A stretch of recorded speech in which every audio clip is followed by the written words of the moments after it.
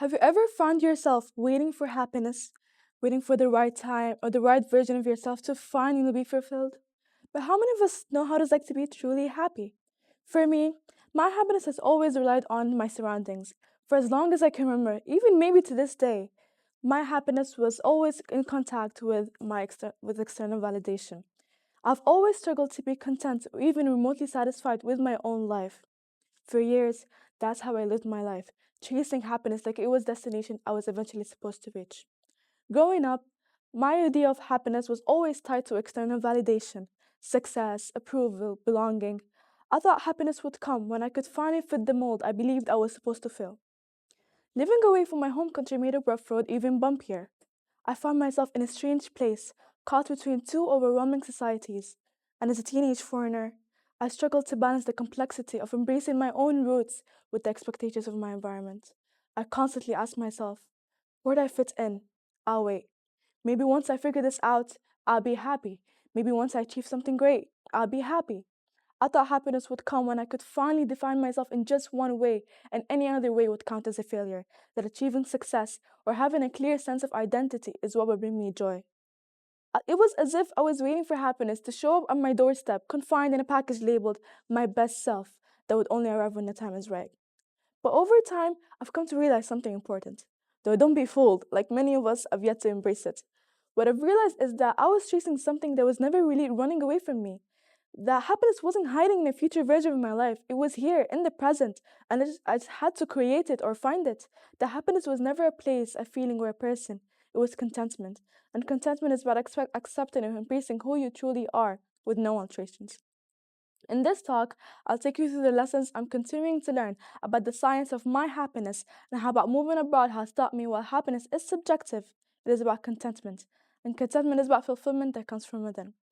For the longest time, I thought happiness that was a goal, something I had to earn, something that was always beyond my reach, something that would only be mine if I achieved enough. But no matter how many milestones, good grades, new friends, it was as if I was chasing my own tail. The moment I would grasp what I thought would finally bring me happiness, it slipped away, replaced by new targets, a new expectation, a new reason to make me feel like I was just not doing enough. And a big part of that struggle came from living away from my home country. Moving to a new place meant that I was constantly adapting, constantly changing, constantly trying to prove to myself that I belonged. But what I didn't know is that I was just changing the meaning of happiness from something that I deserved to something that I had to earn. Over time, I became very frustrated and I became partially aware that the way I was living my life was not working. That's when I came across studies that made me feel like I was not alone in this feeling. Many articles, specifically one made by Victoria Wilson, show that some individuals have something called arrival fallacy, the belief that we will only reach happiness when we attain to a certain goal only. But what we don't realize is that our brains adapt quickly to success. That's why we hear about people who seemingly have everything fame, wealth, and money still struggle with feelings of emptiness, and why we see less fortunate people with far much less seem far more content. At first, I resisted the idea. If happiness isn't something to be achieved, then where was it? What was I even striving for?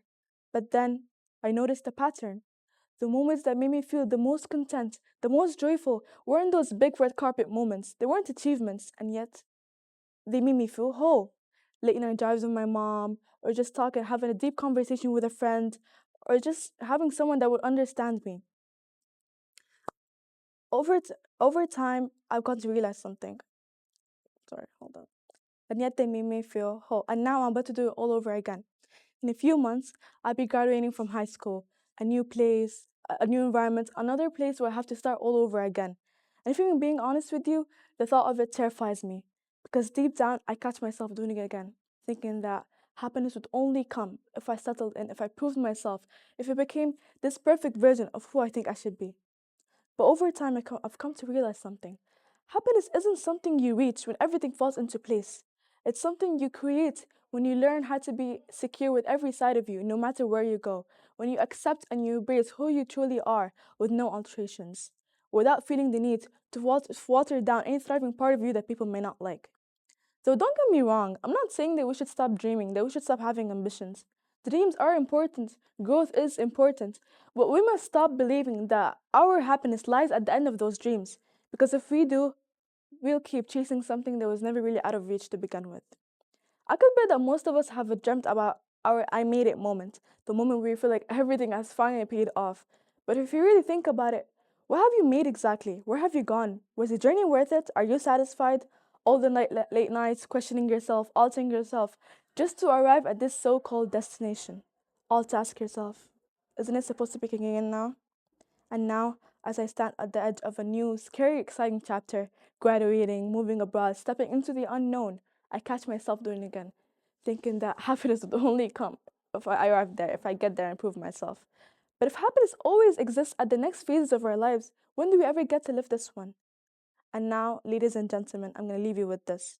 What if the life you're waiting for is already happening? And what if, by constantly looking ahead, you're missing it? Thank you.